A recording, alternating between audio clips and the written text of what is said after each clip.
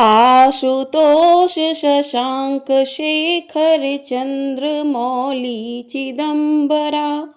कोटि कोटि प्रणाम शंभु, कोटि नमन दिगंबरा। हर हर महादेव। ओम नमः शिवाय। आप सभी को सावन मास की हार्दिक शुभकामनाएं। आप सभी पर भगवान भोलेनाथ और माता पार्वती का आशीर्वाद सदैव ही बना रहे। आज की वीडियो में आप सुनेंगे सावन मास महात्म्य का अध्याय 8। पिछली वीडियो में आपने सुना था अध्याय 7। यदि आपने उस वीडियो को नहीं सुना है तो आप लोग जाकर सुन सकते हैं और चैनल को सब्सक्राइब कर सकते हैं। आपको हमारे चैनल पर सावन मास महात्म्य की कथाएं प्रतिदिन सुनाई जा रही हैं, तो ढेर सारा अपना स्नेह जरूर दीजिएगा। आज का महात्म्य शुरू करने से पहले आपको सुनाते हैं भगवान शिव के वाहन नंदी बैल की कथा। प्रिय श्रोताओं, पूर्व समय में शिलाद नामक एक धर्मात्मा मुनि ने अपने पितरों के आदेश से मृत्युहीन और अयोनिज पुत्र की कामना से भगवान शिव की कठोर तपस्या की। शीघ्र प्रसन्न हो जाने वाले भगवान महादेव उनके तप से प्रसन्न हुए और साक्षात प्रकट होकर उनसे वर मांगने के लिए कहा। भगवान ने कहा, ऋषिवर, मैं तुम्हारी तपस्या से प्रसन्न हूँ, वर मांगो। तब शिलाद मुनि बोले, भगवान, यदि आप मेरी तपस्या से प्रसन्न हैं तो यह वर दीजिए कि मुझे आपके समान ही मृत्युहीन अयोनिज पुत्र प्राप्त हो। तब भगवान शिव ने कहा कि हे तपोधन विप्र, हालांकि मैं जगत का पिता हूँ तो भी मैं तुम्हारी तपस्या से प्रसन्न होकर कहता हूँ कि मैं तुम्हारे अयोनिज पुत्र के रूप में अवतार लूंगा और उस अवतार में मेरा नाम नंदी होगा। ऐसा कहकर भगवान शिव अंतर्ध्यान हो गए। कुछ समय बाद यज्ञ बेताओं में श्रेष्ठ शिलाद मुनि यज्ञ करने के लिए यज्ञ क्षेत्र जोत रहे थे कि उसी समय उनके श्वेत बिंदु यानी पसीने की बूंद से एक पुत्र उत्पन्न हुआ। वह बालक सूर्य के समान प्रभावशाली, त्रिनेत्र, जटा, मुकुटधारी, त्रिशूल आदि से युक्त तथा चतुर्भुज रुद्र के रूप में मुनि दिखाई दिया। उसे देखते ही शलाद मुनि को तो बड़ी प्रसन्नता हुई और वे उस बालक को अपनी कुटिया में ले गए, जहां जाकर बालक ने साधारण मनुष्य का रूप धारण कर लिया। मुनि अब बड़े ही प्यार से उसका पालन पोषण करने लगे। उन्होंने उसके जातक मार्ग संस्कार करवाकर उसका नाम रखा नंदी। वह बालक 5 वर्ष की आयु तक सभी वेदों और शास्त्रों का ज्ञाता हो गया। 7वां वर्ष पूरा हुआ तो वहां 2 मुनि मिलने आए। उनमें से एक का नाम था मित्र, दूसरे का नाम था वरुण। उन्होंने मुनि शिलाद को बताया कि आपके पुत्र की आयु मात्र 1 वर्ष शेष है। अब तो यह बात जानकर शिलाद मुनि चिंतित हो उठे। नंदी ने अपने पिता को डांसस बंधवाया।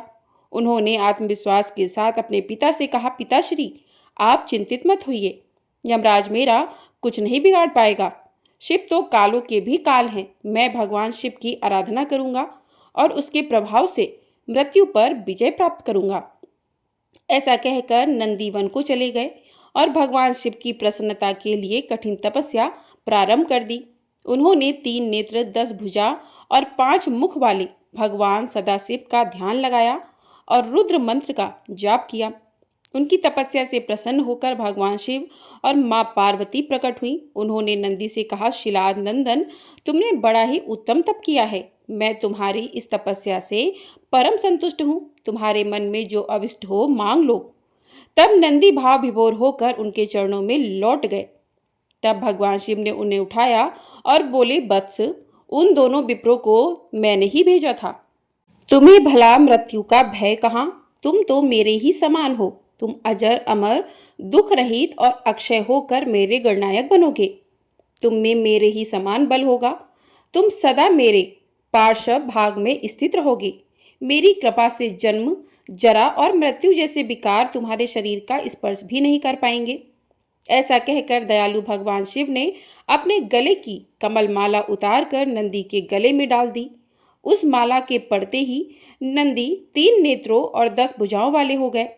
फिर भगवान शिव ने अपने गणाध्यक्ष के पद पर उनका अभिषेक किया। साथ ही वरदान दिया कि जब भी भगवान शंकर की कोई भी प्रतिमा स्थापित की जाएगी तो उसके सम्मुख नंदी का होना अनिवार्य होगा, वरना वह प्रतिमा अधूरी मानी जाएगी।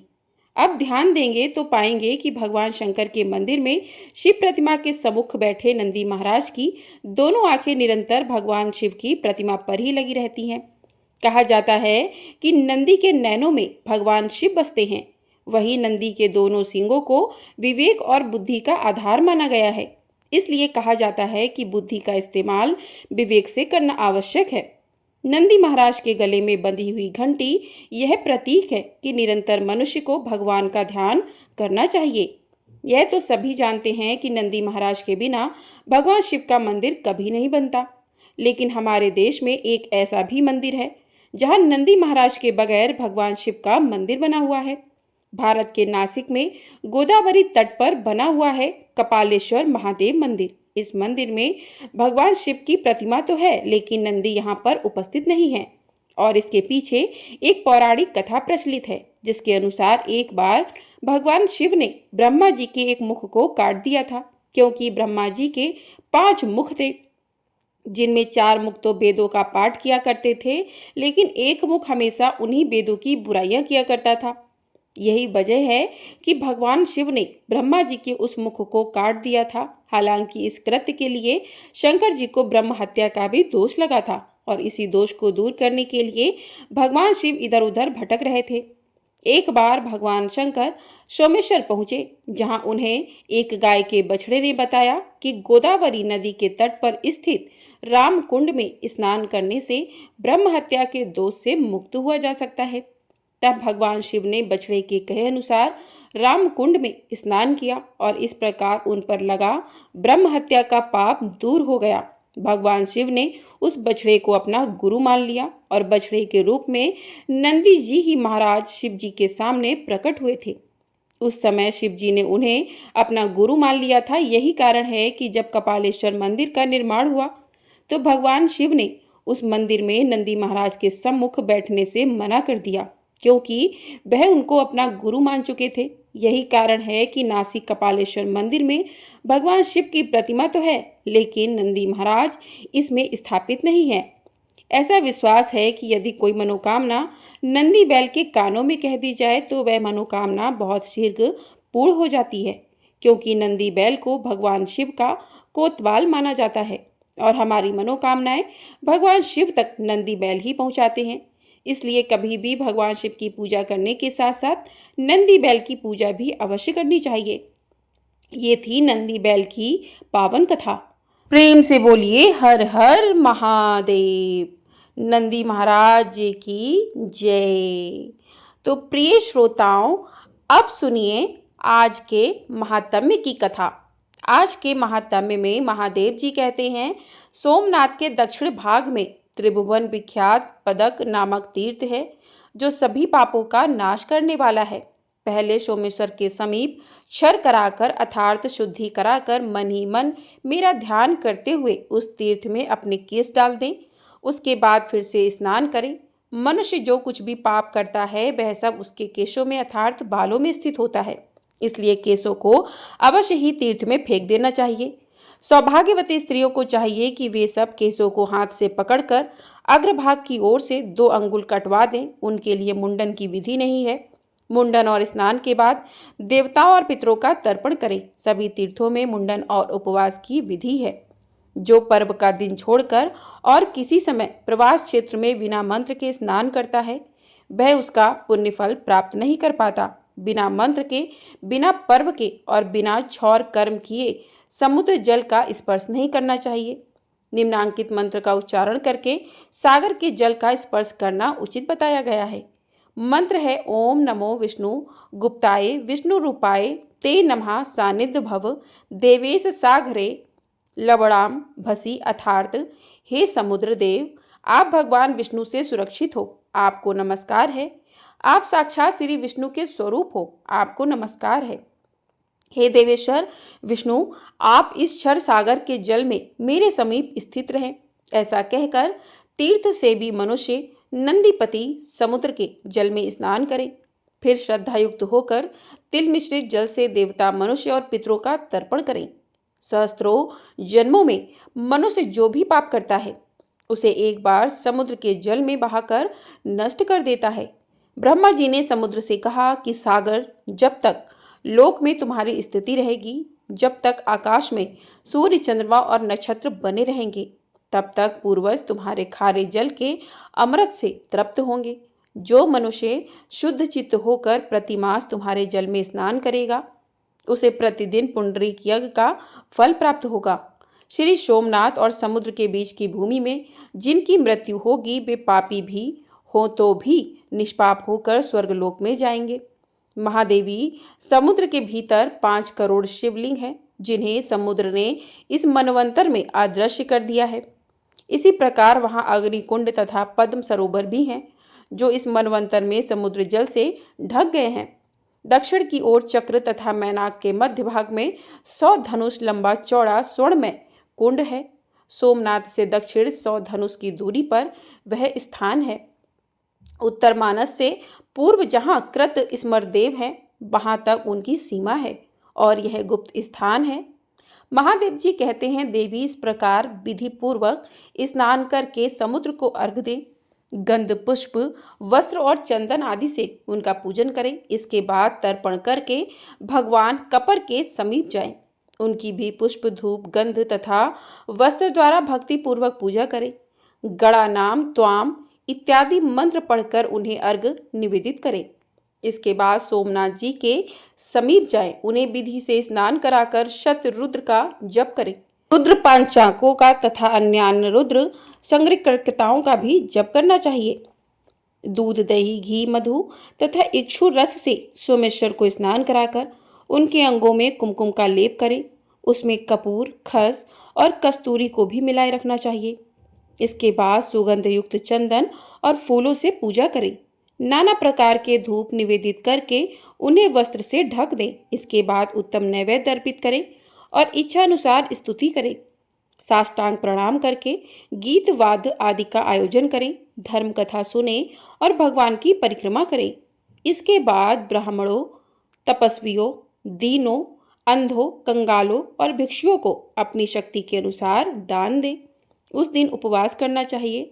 जिस दिन पहले मनुष्य सोमनाथ का दर्शन करे, उस तिथि को 1 वर्ष तक भक्तिपूर्वक उपवास करे। ऐसा करके मनुष्य अपने जन्म का फल पा लेता है, पिता और माता के कुल का उद्धार कर देता है। सोमनाथ का दर्शन करने से सब पापों का नाश हो जाता है। इसलिए 7 जन्मों तक कभी भी दुख, दरिद्र और दुर्भाग्य की प्राप्ति नहीं होती। सोमनाथ जी के प्रति भक्ति बढ़ती है। पहले दूध से स्नान कराकर फिर जल से स्नान कराना चाहिए। जो मनुष्य मध्याह्न काल में और संध्या के समय सोमेश्वर शिव की आरती का दर्शन करते हैं, वे फिर इस संसार में दोबारा जन्म नहीं लेते। पार्वती जी ने पूछा, भगवान, प्रभास क्षेत्र में सरस्वती नदी कहाँ से आई है, कृपया बताइए। महादेव जी कहने लगे, पार्वती सुनो, हरणी, बजरणी, न्यूंक, कपिला और सरस्वती, इन 5 स्रोतों से युक्त सरस्वती नदी क्षेत्र में प्रभावित होती है। एक समय देवादिदेव भगवान विष्णु ने सरस्वती जी से कहा, कल्याणी, तुम पश्चिम दिशा में छार समुद्र के समीप जाओ और बड़वान नल को वहीं ले जाकर डाल दो। इससे सब देवता निर्भय हो जाएंगे। तब सरस्वती जी बोली, प्रभु, मैं स्वतंत्र नहीं हूँ। मेरे पिता विद्यमान हैं। मैं उनकी आज्ञाकारिणी पुत्री हूँ। ब्रह्मचर्य व्रत का पालन करने वाली कुमारी हूँ और पिता की आज्ञा के बिना मैं तो एक कदम भी कहीं नहीं जाऊंगी। तब भगवान विष्णु ने ब्रह्मा जी के समीप जाकर कहा कि हे देवेश्वर, आप देवताओं का यह कार्य सिद्ध कर दीजिए। उनके ऐसा कहने पर ब्रह्मा जी अपनी कुमारी कन्या से बोले, देवी, तुम भय से व्याकुल हुए उन सब देवताओं की रक्षा अवश्य ही करो। सरस्वती जी बोली, पिताजी, आपकी आज्ञा से मैं निश्चय ही वहां जाने के लिए उद्धत हूँ, किंतु यह भयंकर बड़वा नल मेरे शरीर को जला देगा। इसके सिवा इस समय भूतल पर कलयुग भी आया हुआ है, इसलिए कलयुग के पापाचारी मनुष्य तो मेरा स्पर्श करेंगे। ब्रह्मा जी ने कहा, बेटी, अगर तुम पापी जनों से भरी हुई इस पृथ्वी का स्पर्श नहीं करना चाहती, तो पाताल में स्थित होकर इस बड़वा नल को समुद्र में ले जाओ। जब बड़वा नल का ताप अधिक हो जाए, तब पृथ्वी फोड़कर प्रत्यक्ष हो जाना और पूर्व वाहिनी होकर प्राची सरस्वती के नाम से विख्यात होना। महादेव जी कहते हैं, श्री ब्रह्मा जी का यह आदेश पाकर सरस्वती जी अपने तेज से संपूर्ण जगत को प्रकाशित करती हुई चलने लगी। उस समय अपने पीछे आती हुई गंगा जी से सरस्वती ने कहा, सखी, अब मैं पुनः कहाँ तुम्हारा दर्शन करूंगी। गंगा जी ने स्नेह भरी बाणी में उत्तर दिया, सुब्रते, पश्चिम जाती हुई तुम जब जब पूर्व दिशा की ओर मुंह करके देखोगी, तब तब मुझे अपने समीप खड़ी हुई पाओगी। वहां मैं सब देवताओं के साथ तुम्हें दर्शन दूंगी। तब उन्होंने गंगा जी से विदा लेकर कहा, भद्रे, अब तुम अपने स्थान को जाओ, मुझे पुनः तुम्हारा दर्शन प्राप्त हो। इसी प्रकार सरस्वती ने यमुना, गायत्री और सावित्री आदि सखियों को भी विदा कर दिया। फिर हिमालय पर्वत पर आकर वे एक पाकड़ के वृक्ष से नदी के रूप में प्रकट हो गईं और पृथ्वी पर उतरी। उस समय पुण्य सलीला सरस्वती देवी की ब्रह्म ऋषि गण स्तुति कर रहे थे। बड़वानल को लेकर वह नदी बड़े वेग से चली और पृथ्वी फोड़कर पाताल में प्रवेश कर गई। कहीं कहीं मृत्यु लोक में भी प्रत्यक्ष हो जाती थी। इस प्रकार पाताल मार्ग से समुद्र के निकट गई। खदिरा मोद नामक वन में पहुंचकर सरस्वती ने समुद्र को देखा और बड़वानल को लेकर उसके समीप जाने का विचार किया। जब वह दक्षिण की ओर मुख करके प्रस्थित हुई अर्थात चली, उसी समय वेदों के पारंगत विद्वान 4 महर्षि प्रवास क्षेत्र में आए। उनके नाम इस प्रकार हैं, हिरण्य, वज्र, निंकु और कपिल। वे चारों तपस्वी थे। उन्होंने अलग अलग स्नान करने के लिए सरस्वती देवी का आह्वान किया।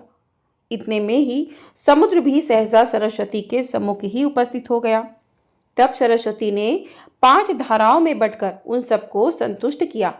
इससे उस पृथ्वी पर उसके 5 नाम विख्यात हो गए, हरणी, वज्रणी, न्यूंक, कपिला और सरस्वती। यह पंचश्रोता सरस्वती अपने भीतर जलपान और स्नान करने से मनुष्यों के 5 महापातों का नाश करती है। 1 सप्ताह तक वहां उपवास, जप, होम, स्नान और जलपान करने से वह सब पापों का नाश कर देती हैं। सरस्वती अपने भीतर आचमन और स्नान करने पर मनुष्यों के घोर ब्रह्म हत्या तक का और कपिला मदिरा पान रूपी महापाप का नाश करती हैं। न्यूंक नदी में स्नान करके मनुष्य चोरी के महापाप से मुक्त हो जाता है। वज्रणी नदी का जल पीने से गुरु पत्नी गमन रूप महापाप का नाश होता है। हरणी नदी 7 दिनों तक स्नान करने से ससग्र जनित महापाप का अपहरण करने वाली है। इस तरह 5 धाराओं में विभक्त सरस्वती नदी सभी पापों का निश्चय ही नाश कर देती है। इसके बाद पुनः बड़वानल को लेकर सरस्वती समुद्र के पास स्थित हुई। फिर बड़वानल ने उठती हुई तरंगों से युक्त समुद्र को देखकर सरस्वती से पूछा, भद्रे, यह क्या है? छार समुद्र मुझसे डरता क्यों है? सरस्वती ने हंसकर कहा, अग्नि, तुमसे भला कौन भयभीत नहीं होगा? बड़वानल बोला, भद्रे, मैं तुम्हें वर दूंगा, इच्छानुसार वर मांगो। तब सरस्वती ने भगवान विष्णु का स्मरण किया। भगवान ने हृदय में प्रकट होकर उसे दर्शन दिया। सरस्वती ने पूछा, भगवान, बड़वानल मुझे वरदान दे रहा है, बताइए मैं इनसे क्या मांगूं? हृदय स्थित भगवान ने कहा, कल्याणी, तुम उससे कहो कि वह अपना मुंह सुई के समान बना ले। तब सरस्वती देवी ने उससे कहा, बड़वानल, तुम सुई के समान मुंह बनाकर समुद्र का जल पीते रहो। उसके ऐसा कहने पर बड़वानल ने सुई के समान छिद्र वाला अपना मुंह कर लिया। जैसे घटी सूचक पात्र में धीरे धीरे जल प्रवेश करता है, अब ठीक उसी प्रकार वह भी जल पीने लगा। महादेव जी कहते हैं, इसके बाद सरस्वती ने समुद्र को बुलाकर कहा कि हे समुद्र, तुम सभी देवताओं के आदि और प्राणियों के प्राण हो। भगवान विष्णु की आज्ञा से यहाँ आकर इस बड़वा नल को ग्रहण करो। समुद्र ने कहा, देवी, लाओ, बड़वा नल को मुझे दे दो। तब सरस्वती ने बड़वा नल से कहा, जैसे अग्निदेव घी की आहुति ग्रहण करते हैं, ठीक उसी प्रकार तुम भी जल भक्षण करो। ऐसा कहकर उसने वह बड़वा नल समुद्र को समर्पित कर दिया। इसके बाद सरस्वती पुनः नदी होकर नारदेश्वर के मार्ग से समुद्र में मिल गई। वह स्वरूप से ही परम पवित्र थी। फिर प्रवास क्षेत्र और समुद्र के संपर्क से अत्यंत पुण्यमय भी हो गई। महाबली बड़मानल समुद्र में रहकर अपने मुख से उसका जल पीने लगा। उसके उच्छ्वास की वायु से उठा हुआ जल ज्वार के रूप में समुद्र से बाहर तक दौड़ाता है। इसी प्रकार समस्त पापों का नाश करने वाली सरस्वती नदी ब्रह्मलोक से उत्तम प्रवास क्षेत्र में आई है। समुद्र के समीप सोमनाथ के दक्षिण और आग्नेय दिशा में सरस्वती जी की स्थिति है। पहले अग्नि तीर्थ में स्नान करके मनुष्य विधि पूर्वक सरस्वती जी का पूजन करे। वहां ब्राह्मण दंपति को भोजन कराकर उन्हें पहनने के लिए वस्त्र दे। इसके बाद कपदेश्वर की पूजा करे।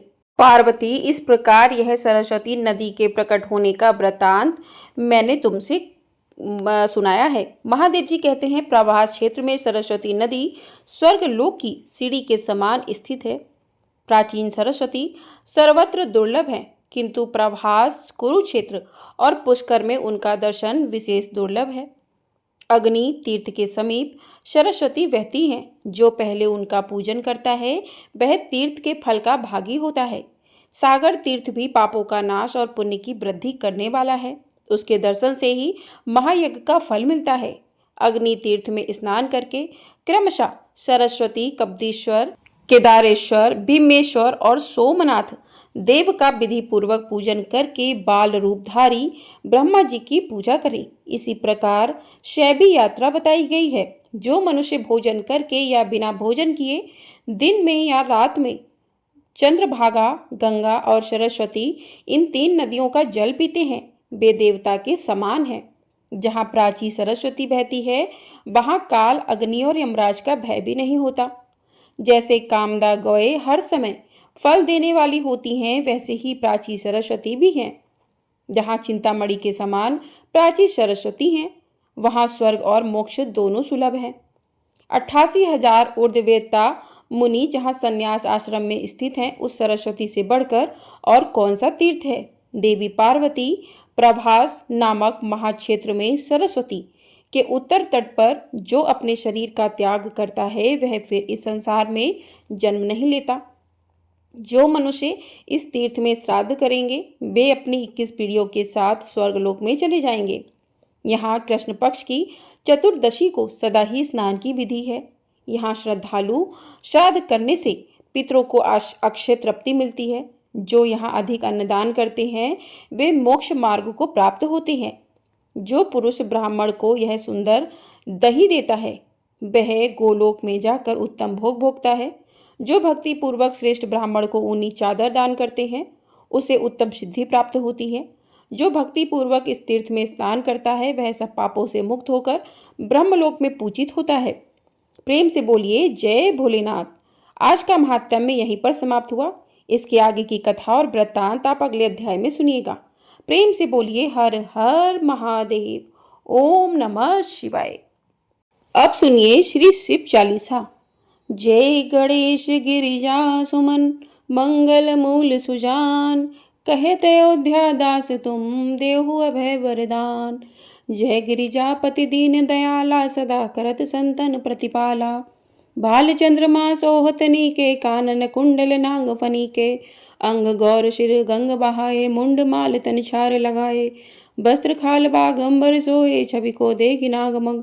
नागमन मोहे मैना, मातु की हवे दुलारी। वाम अंग सोहोत छवि न्यारी, कर त्रिशूल सोहोत छवि भारी। करत सदा शत्रुघ्न क्षयकारी, नंदी गणेश सोहे ते कैसे। सागर मध्य कमल है जैसे, कार्तिक श्याम और गणराओ। या छवि को कही जात न जाओ, जात न काओ। देव न जब ही जाय पुकारा, तभी दुख प्रभु बाप निवारा। किया उपद्रव तारक भारी, देवन सब मिली तुम्हें जुहारी। तुरत डसानन आप पठायो, लब निमेष महमारी गिरायो। आप जलंधर असुर संहारा, सुयश तुम्हार विदित संसारा। त्रिपुरासुर सन युद्ध मचाई, सबई कृपा कर लीन बचाई। किया तपई भागीरथ भारी, पूरब प्रतिज्ञाता सुपुरारी। दानिन में तुम सम को नाही, सेवक स्तुति करत सदाई। वेद नाम महिमा तब गाई, अकत अनादि भेद नहीं पाई। प्रकटी उदती मंथन में ज्वाला, जरत सुरासुर भय बिहाला। कीनी दया तहम करी सहाय, नीलकंठ तब नाम कहाई। पूजन रामचंद्र जब कीना, जीत किलंक विभीषण दीना।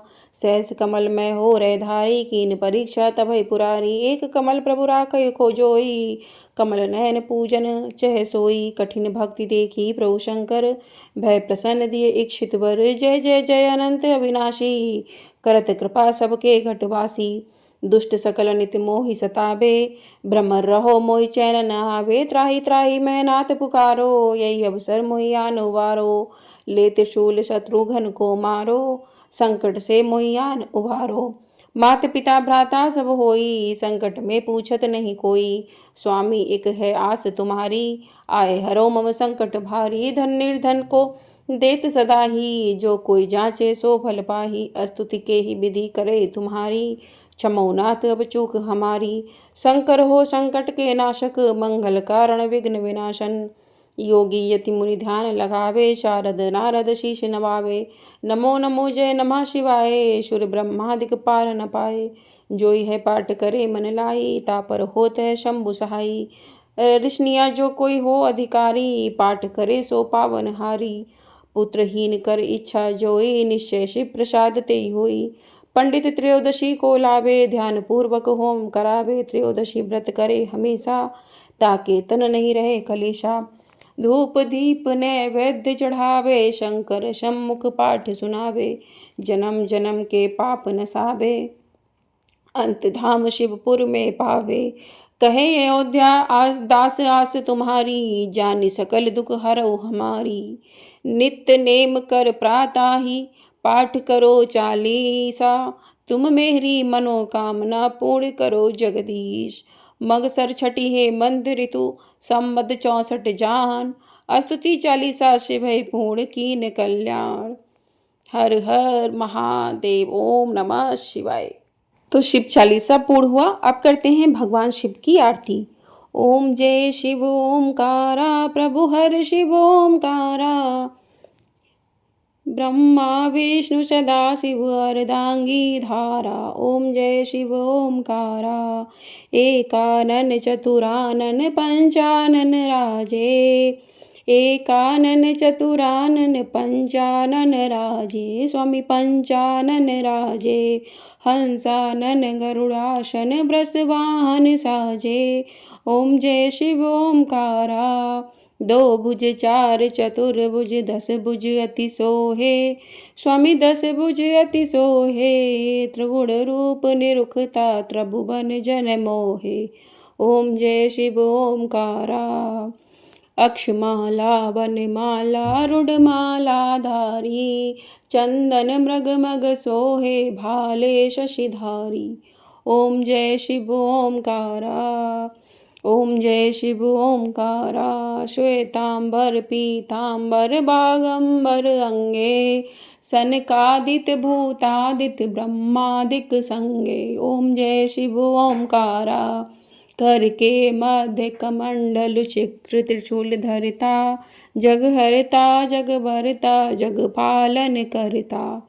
ओम जय शिव ओमकारा। ब्रह्मा विष्णु सदा शिव जानत अविवेका, प्रणवाक्षर के मध्य ये तीनों एका। ओम जय शिव ओमकारा। काशी में विश्वनाथ विराजत नंदनी ब्रह्मचारी, नितुट भोग लगावत महिमा अति भारी। ओम जय शिव ओमकारा। त्रिगुण शिव जी की आरती जो कोई नर गावे, कहत शिवानंद स्वामी सुख संपत्ति पावे। ओम जय शिव ओमकारा। ओम जय शिव ओमकारा। प्रभु हर शिव ओमकारा। हर हर महादेव। श्री शिवाय नमस्तुभ्यं। प्रेम से बोलिए भगवान भोलेनाथ की जय। तो इस प्रकार से आज का महात्म्य भगवान की कथा और चालीसा पूर्ण हुआ। आपको वीडियो पसंद आई हो, वीडियो को लाइक कर दीजिएगा। चैनल पर नए हैं तो चैनल को सब्सक्राइब भी कर लीजिएगा। आपको हमारे चैनल पर आने वाली एकादशी कब है, एकादशी की कथा भी सुनाई जाएगी। तो ढेर सारा अपना प्यार ज़रूर दीजिएगा और चैनल को सब्सक्राइब भी अवश्य कर लीजिएगा। हर हर महादेव।